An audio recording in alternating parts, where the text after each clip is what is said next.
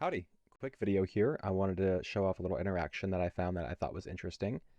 So I'll show it off in a map real quick. Actually, I'll explain it first so you see what's going on. Basically, it's a ward looper. I'm not going to explain that. Ward looping is very standard. Annihilating Light, 3 pieces of runic gear, Skin of the Lords, 2 Heartbound loops. I'm running a Eyes of the Great Wolf, and then a Flash Duration Belt, yada yada, normal ward looping.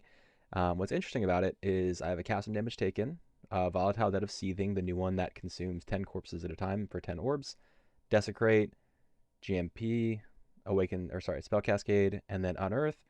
And then in my chest setup, I have a Penance Brand with a cast and damage taken on it, and then some support gems. So the Penance Brand is scales from cast speed. So I have Forbidden Flesh for Corpse Pact, which is the Necro Ascendancy. That gives you 2% more, or 2% increased attack and cast speed, or I think it's just cast speed, for each corpse consumed recently. So the way this works is the Desecrate and the Unearth do not share a corpse limit, so you get max 10 corpses for each. Spell Cascade makes this shoot 10. Unearth plus this GMP is 5 per cast, and then Spell Cascade also makes the VD consume all of them.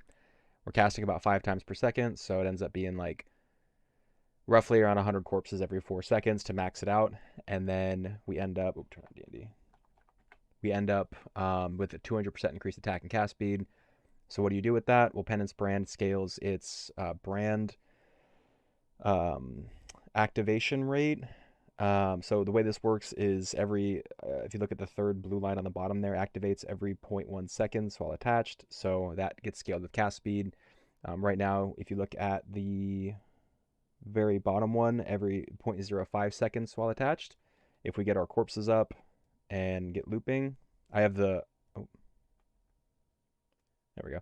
I have, these are all VD balls. I have an MTX on it, so it's not as visible. If I remove that, see, yeah, so this is all the new VD balls casting. And then if you notice here, it goes down to 0.02 seconds, which means that it gets up to full of energy and then pops within like, I don't know, half a second or whatever. So that's how the build works. I'm going to show how it works in the map. Also, the fun part of it, the leapfrog part of it, is that we're using Frostblink of the Wintry Blast to zoom around. So I think it looks best on a strand map. Only one I have is tier 3, so I'll show off how the build works in a strand map. So I'm going to get looping real quick. It takes me 2 goes. There we go. So now we're consuming all these balls. I think this skill's bugged because sometimes I definitely have more than 10 balls on the screen, but we're looping and we're charged up, and then now we just hop around like this. I'm holding down the Q button, which is my Wintry Blast. You can't really see what the Penance Brand is doing, but it's going on them and popping. And it pops really fast because of all that cast speed. Organists. And bounce around through the whole map. You there, local, come here. And everything just dies. It's a tier 3, but oop, those guys usually brick the loop. There we go. And we're down here. Is that everything? Almost.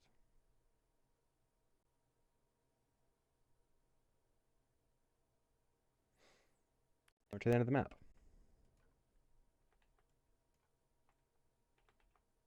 There we go. Boss dies.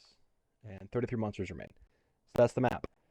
That's how the build plays. I think I'm going to re-roll it. This one's pretty scuffed. You can do this I'm sure this will work in higher tier maps. I have it at level 86. The tree is, I don't have enough cooldown, so I'm running like 5